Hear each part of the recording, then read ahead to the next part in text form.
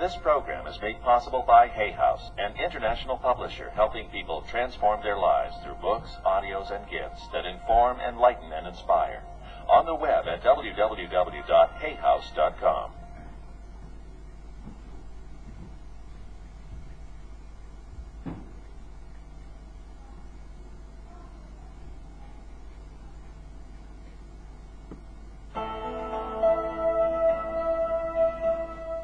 Put it this way. He said our truest life is when we are in our dreams awake. Emerson, one of the people that we revere, who lived right here in Concord, said that the ancestor to every action is a thought.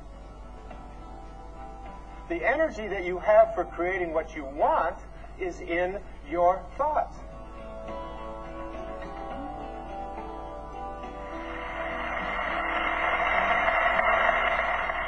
Dr. Wayne Dyer is a best-selling author, lecturer, and modern philosopher. He holds a doctorate in counseling psychology and is America's leading teacher of transformational wisdom. Thank you very much. There's a spiritual solution to every problem. It makes a very large claim, the title of this program. Where we are right now is perhaps the most fitting place we could be to talk about this subject. We're in Concord, Massachusetts, at the First Parish. Look right up here to my right, there's a balcony, and Ralph Waldo Emerson and his family would come and sit there when they were children on Sundays. His grandfather, William Emerson, was the minister here when the shot that was heard around the world was fired. That started the American Revolution, followed by the French Revolution, and all of the changes that took place in the history of humanity. Much of it started right here at this First Parish, on this site where we are now seated. And this program is really about transcendent ideas. The idea that within each and every one of us, there is something much more that most of us haven't even begun to tap, that allows us to create for ourselves a solution to things that we have called problems in our lives. Transcendentalism was born here. And transcendentalism isn't an ism that you join. You don't pay any dues. You have to remember that back in the 1830s and 40s and 50s, there were things going on in this country and in this world that today we find intolerable. Slavery was an accepted practice at that time. But right here in Massachusetts, in Concord, people like Emerson and Bronson Alcott, who's the father of Louisa May Alcott, and Nathaniel Hawthorne, Henry David Thoreau, people who would come to the school of philosophy and talk about ideas about how to abolish such things as slavery. All of those ideas and more. The idea that somehow this notion that we are wicked, or that we are born in sin, or that there's something wrong with us as people. All of this was being discussed here in this place, in this beautiful place where new transcendent ideas took place. I was introduced to these kinds of ideas when I was a young boy. I was a sophomore in Detroit on the east side at Denby High School. And I had a biology teacher. And my biology teacher was a very well-meaning, a very nice man. And he asked me if I would, as he did everybody else in the class, if we would like to pass biology, that we would like to turn in something called a leaf collection. Now, I had already passed leaves.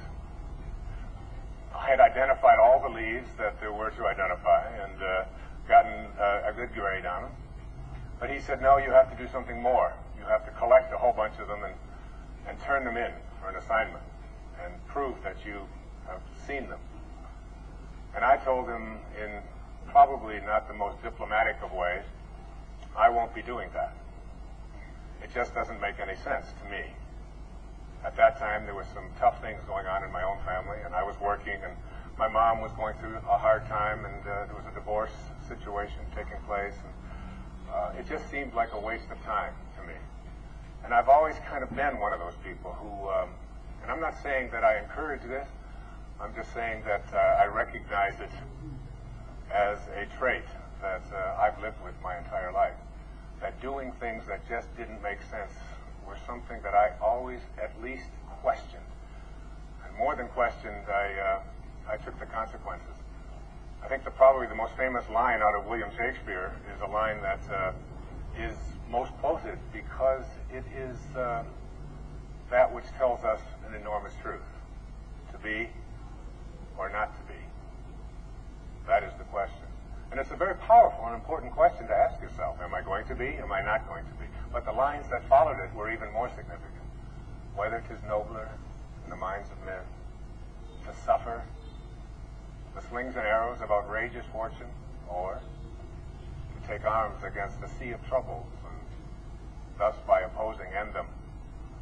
So you have to always ask yourself that question. I think I was doing that. I didn't quote Shakespeare in those days, but I knew that doing things that didn't seem right or didn't make sense or were just being done because everybody else did them didn't fit in. And when I told my biology teacher that I wouldn't be doing that, he sent me to the principal's office. And I sat in the principal's office on this bench that had been worn smooth by generations of people just like myself, waiting to see the principal. And I waited a Monday and then a Tuesday and a Wednesday, and finally on Thursday morning I was escorted into the principal's office. And he informed me that everybody had to do the leaf collection and I was no better than anybody else. And if I didn't do it, I would be taking biology over again in the summer. But in those 3 days that I waited for the principal to make his decision about what my consequences were going to be, they left books for us to read, hoping somehow that perhaps even if we didn't read it just by osmosis, just by sitting next to it, perhaps some of this wisdom would come to us. And one of the books that they left there for us to read was written by a man who came into this church and who lived right here in this town. His name was Henry David Thoreau. And it was called Walden Pond. And I read through Walden, and it was all about nature, and it was all about sort of having a great reverence for all that is natural. But at the back of that particular edition, there was an essay that he had written. And the essay was called On the Necessity of Civil Disobedience. And I'd like to recommend to any of you who are running schools, if you have children that you are trying to get to conform and to fit in and to be just like everybody else, don't have them read Thoreau. And don't tell them to read Emerson's essay on self-reliance, which also happened to be at the back of this particular edition. And in that particular essay, he was talking about the importance of taking a stand against things that you thought were foolish, and about not just fitting in and not just being what everybody else tells you should be. And by the time Thursday got in there and I went into the principal's office, I felt like I was an American philosopher. I felt like I was someone that should be in there being recognized and have books written about, rather than someone being told to write a leaf collection. And I had a girlfriend at that time. Her name was Mary Jo, and Mary Jo was one of those people that we called curve breaker. She didn't just do a leaf collection.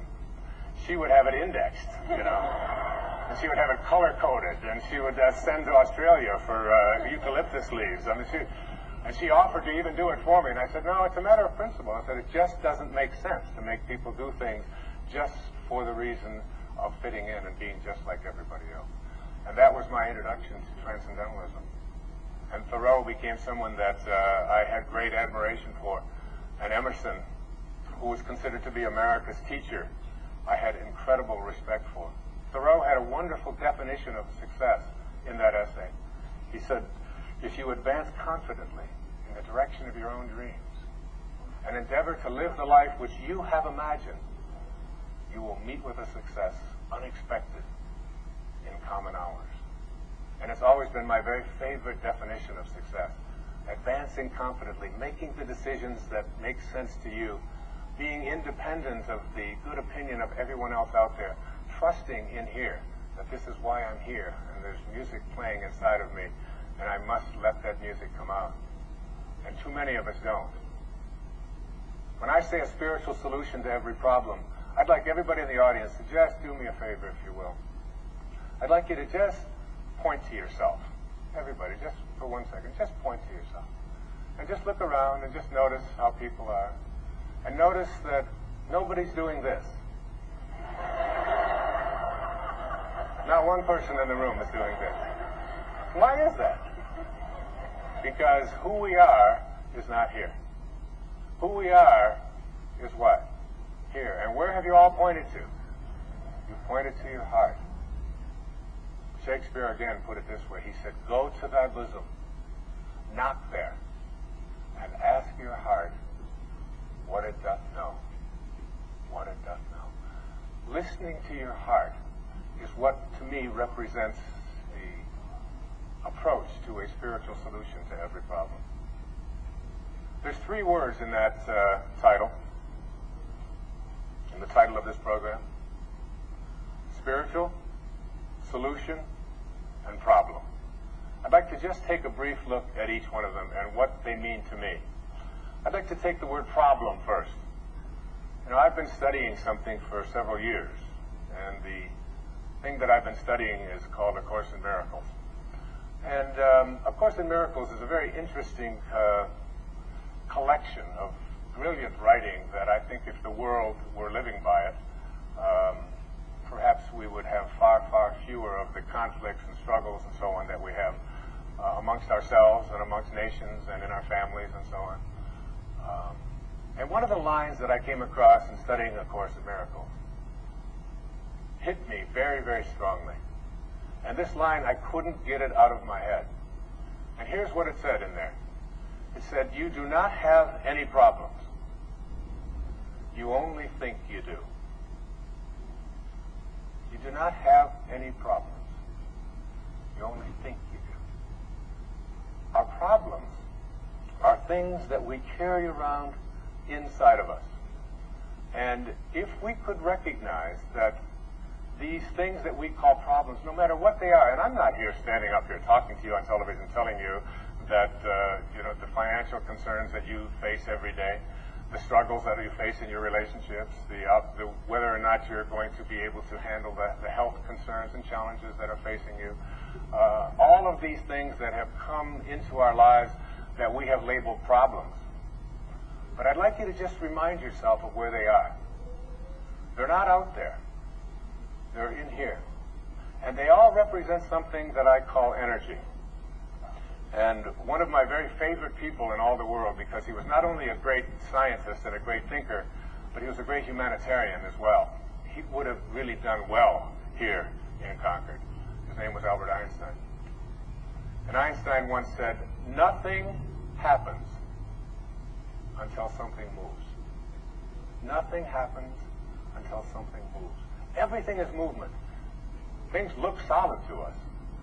Now, this watch on my arm looks solid. But if I were to take a microscope and turn up the magnification and look at this thing under a very, very strong microscope, you would see that it's really a dance. It's alive. It has molecules. Inside those molecules, there are all kinds of tiny little atoms.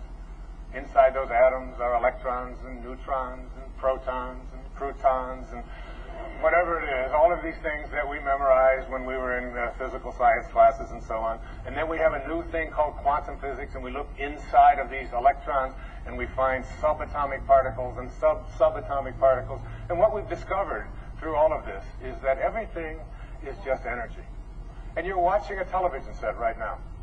And that television set has something coming into your home called energy.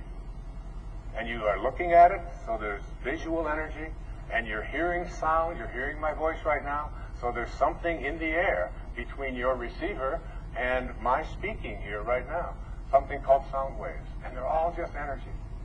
And if we were to understand how that energy comes into us, it comes into us through our senses, through our ears and through our eyes.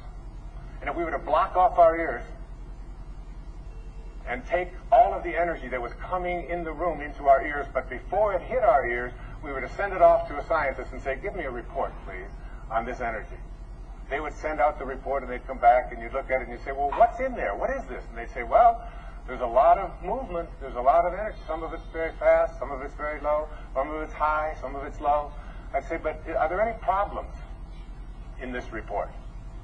They'd say, no, there's no problems in the energy. It just comes in high and it comes in low. It comes in fast and it comes in slow. And you know, that's one of the most important principles that you can learn and master in terms of identifying things that we call problems. That energy only becomes something that we convert into problems when we put it into our head and begin to process it in a certain way.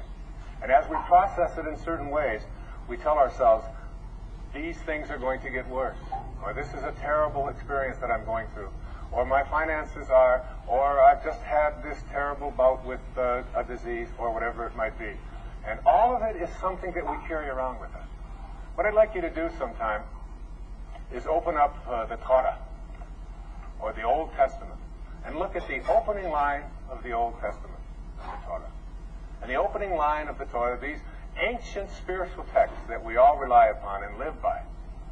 And it says, in the beginning, God created heaven and earth. Most of us have gotten through at least Genesis 1:1, all right? And we understand that. Now you move ahead 31 lines later, and it says, and all that God created was good. Now we're presented with an enormous conundrum, a difficulty in our minds. Everything was created by God, and everything that God created was good. Therefore, how do we ever explain bad? How do we explain evil? How do we explain problems? How do we explain so many of these things that are so much a part of our lives, of our consciousness? You have to see that these are all things that came about when we invented something called the ego. And this ego is nothing more than an idea that we carry around. And this idea that we carry around says that who I am is separate from this source, this perfection into which I was created. That I am separate from it. And as a result of being separate from it, I am what I have, I am what I do, I am what everybody else out there thinks of me, I am my reputation. I am separate from everybody else, and I am separate from God. The other line that came to me in A Course in Miracles, where it uses the word problem, said this: if you do have a problem, the only problem you have is your belief that you are separate from your source. The moment that we took on this idea that we were separate from our source and no longer believed in our own integrity of our own mind, the moment that we took on that, we began to develop something called problems, something called illusions. And I'd like to suggest to you that every problem that we have, the way I see it, is nothing more than a mistake or an illusion. And how do we do something about these mistakes that we have? They are in our minds. You know, it says very clearly in most of the spiritual literature, as a man thinketh, so is he. Emerson, one of the people that we revere, who lived right here in Concord, said that the ancestor to every action is a thought. Once you start to understand that what you think about, your thoughts, is what expands and becomes your life, you start getting real careful about what you think about. Real careful. So that when you have a thought that says, gee, I got a sniffle, it's in my nose, but tomorrow it'll probably be down here in my throat, and on Wednesday it's probably going to be here in my chest. Always seems to happen this way. And on Thursday I'm going to have a fever. I get one every time. You can just about count on it. I'm going to have to take Friday off. Now it's Monday morning and you've got a sniffle, but in your mind, in your thoughts, you're taking Friday off with a fever, and lo and behold, your body begins to react to this thought, which is just a mistake of the intellect to begin with. Supposing that you had a belief system that said 2 plus 2 is 7. For some reason, you were just hung up on this idea. And you said 2 plus 2 is 7. And you took your calculator and you reformulated it in such a way so that it would appear to be 2 plus 2 is 7. And then you tried to balance your checkbook. And you tried to make your life work based upon this formulation, that 2 plus 2 is 7. You would find that your life would be out of balance financially virtually all of the time. Every time you push that button and push those numbers, nothing would ever work. So the question is, what do I do in order to correct this mistake in my thinking?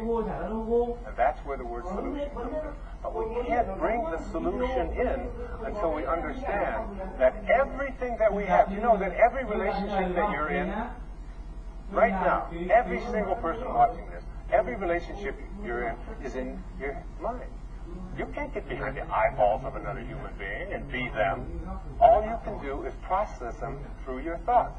Now, if your thoughts about the person that you love are about what is wrong, about what you don't like, about what they ought to be, about what they used to be, about how they disappoint you, about how bad they talk, about their language, about anything at all, if that's what you're thinking about, what you think about is what expands, more of what you're thinking about will continue to show up in your life, whether you like it or not. It's one of the great ironies. I always tell people that if you understood this concept, the best way to do it is to put it in terms of money.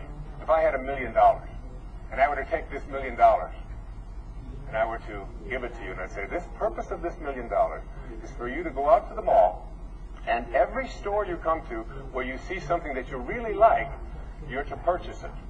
Any place you go, whatever you like, you purchase it. So you take this $1 million, say, this is great. You walk into the first store that you see, and there's a rug there that's just appalling. It's hideous. It's just awful. It doesn't match anything in your house, and it costs $10,000. And you look at that thing and say, ugh, I would never want that. Here's $10,000. Send it home. Now you go to the next store in the mall, and it's got a lamp in it that matches the rug. All right? And you look at this hideous lamp, and you say, that's the worst looking thing I've ever seen. Send 2 of those home, and they cost $5,000 a piece. So far, you've taken your money, and you've spent $20,000 of it on what you don't want. And all day long, every time you saw something that you didn't want, you spent your energy, your money, on sending it home. Then you get home, and you say to yourself, why is my house filled with all of this stuff that I don't want? And the answer is, you're crazy. This is called insanity. You have energy to spend it on what you do want, yet you continue to use it to purchase what you don't want. And the metaphor here is that your thoughts work exactly the same way. The energy that you have for creating what you want is in your thoughts. And if you want your relationship to be divine and to be perfect and to be beautiful, then you have to begin to think the kinds of thoughts that are going to create that for you. If, on the other hand, you put your thoughts on what the person isn't, what they ought to be, what they used to be, what you think is wrong, you'll see more of that showing up. And it works in everything in your life. Changing your mind, changing your thoughts is how we change the problems, if you will, that we face in our life. Okay? Now, the word spiritual, there's a spiritual solution to every problem. I am not speaking here about anything that has to do with organized religion or anybody else's religion. I respect everybody's right to worship and be a part of any organization that they choose. And I'm not here to recruit anybody. I don't belong to any organizations. I'm not here trying to convince you to be something other than just a happier, more fulfilled person who can understand that there is a means to bringing a spiritual solution to things in your life that you don't like. These illusions, these mistakes that you have made. Because remember, in the beginning, God created heaven and earth, and all that was created was good. So that anything that isn't good has come about because of your belief in your mind that you are separate from this divinity. You are not what you have, you are not what you do, you are not what others think of you. You are the beloved, you are the divine, you are a creation that is made in to perfection. When I use the word spiritual, I'm speaking now about a way of being. I'm speaking about not being a Buddhist, but being Buddha-like. I'm speaking about not being a Christian, but being Christ-like. I'm speaking about not being a Muslim, but being Muhammad-like. I'm speaking about a way of living which includes specifics, unconditional love, the ability to be able to send love in response to hate, in response to anger, in response to fear, the ability to live that. I'm speaking about the understanding that who I am is not a human being here having a spiritual experience, but it's the reverse. That who I am is really a spiritual being having a human experience. And so there's an infinite part of me. There's a part of me that was never born. There's a part of me that never dies. I've often said that one of the keys to higher awareness is having the ability to step outside of who you are and just become the observer to your life. And when you do that, you tune into the infinite. Carl Jung, one of the greatest teachers, I think, that ever walked on this planet, once said that the telling question of a person's life is their relationship to the infinite. Once you have that relationship to the infinite, I remember I wrote a book a few years ago. It's called Your Sacred Self. And in this book, I talked about the distinction between the ego, this part of us that wants to prove that we're right, and the part of us that wants to be at peace. And a woman came up to me at a talk, and she was one of these people who was going to give me some feedback about my book. And she said, she said, I read your book, and I didn't get anything out of it. I said, well, thank you very much. I appreciate that. She said, the only thing I can tell you that I got out of it is that now, after reading it, I no longer have a fear of dying. I said, that's all you got out of one book? This thing that all of us are always in this dread of, and you read that? She said, yeah. She said, it just seemed like I understood that I'm an infinite soul after reading that. I said, well, perhaps that was the message that you had to learn, So to me, spiritual means also it means becoming quiet. It means being able to make conscious contact with your source. To no longer have a sense of everything has to be loud. I have to be constantly talking. For me, meditation is such an important part of my life. I tell people who say they don't have time to meditate, I say, you're in a car, aren't you? You drive back and forth to work? I say, well, yes, I do that. 30 minutes each way. I said, well, how often each day do you think you spend at a red light? The person will say, well, I stop at least 6 or 7 times. I said, that's maybe 1 or 2 minutes each time. To say yes. I'll say, what I do at red lights is I just stop because my car has come to a stop. And my body is in the car, so therefore it has come to a stop. The only thing that's usually still going is my mind. Right? So I say to people, take that minute or two to close your eyes, take a few deep breaths, and make conscious contact with your source. Reconnect to your source. There's always somebody behind you to let you know when your minute is up. It never fails. All right?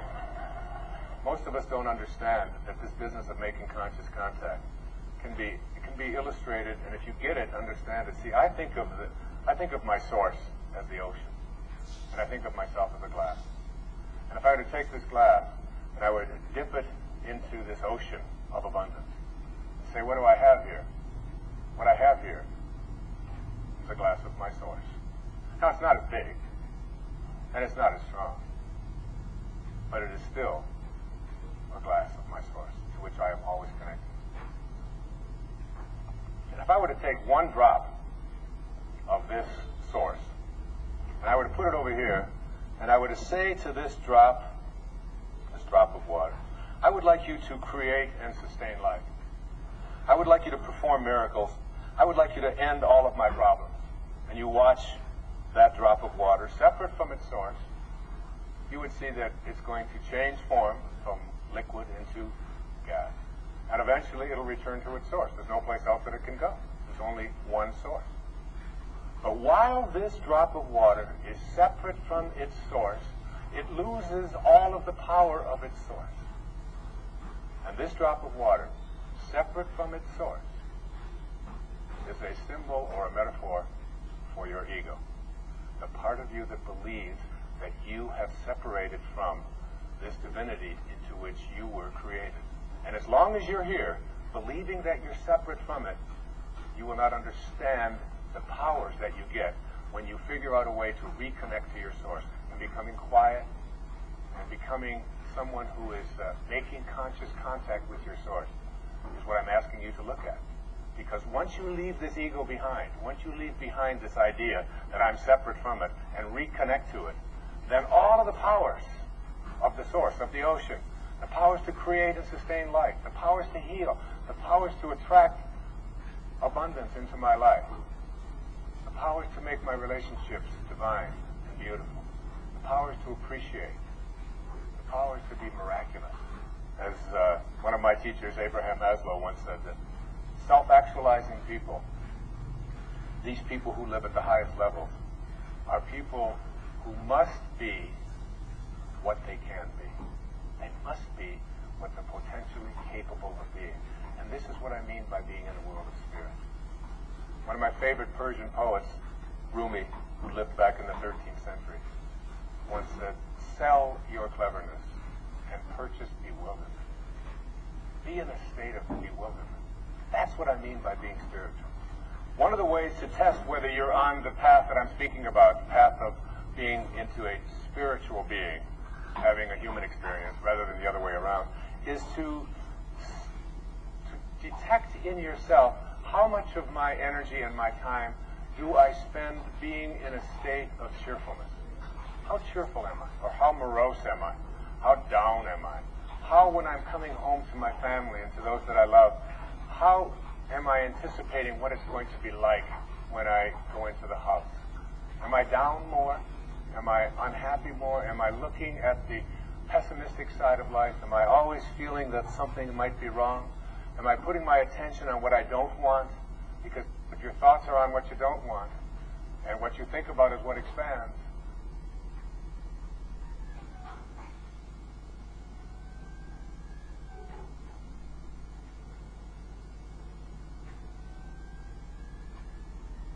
what you don't want is what you'll continue to see showing up in your life. You'll keep purchasing. Another element of what we call spiritual in these three words, in this